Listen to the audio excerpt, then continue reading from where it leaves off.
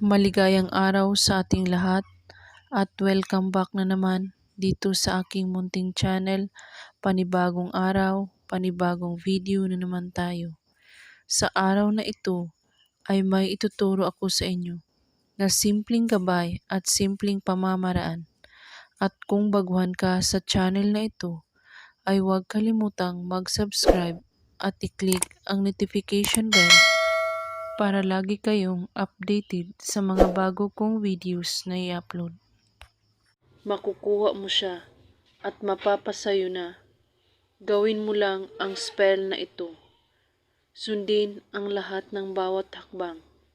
Gawin ito ng tama. Gawin mo ang lahat ng mga kailangan mo dito. Ang kailangan mo sa ritual na ito: larawan, panulat, at kandila. Kunin mo ang larawan, isulat mo sa likod ng larawan niya ang buong pangalan niya, at sa baba, isulat mo ang inyong pangalan. At pagkatapos, ay sindihan ang kandila, kahit anong kulay ng kandila. Sambitin mo lang ang pangalan niya ng 15 beses na para bang tinatawag mo siya. At pagkatapos ay titigan mo ang mukha niya na nasa larawan.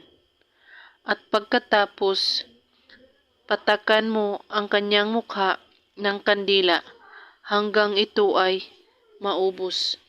Mari mo rin itong itayo sa mukha niya ang kandila hanggang ito ay maubos. At pagkatapos, ilagay mo sa ilalim ng iyong unan o sa loob ng punda ng iyong unan ang larawan niya at tulugan ito ng 3 buong gabi.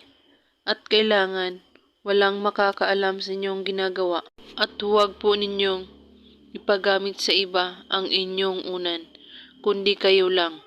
Gawin ito kahit anong oras at araw, basta't bago kayo matulog sa gabi. At kung may katanungan po kayo ay magko-comment lang po sa baba. Maraming salamat sa panonood. May God bless us all.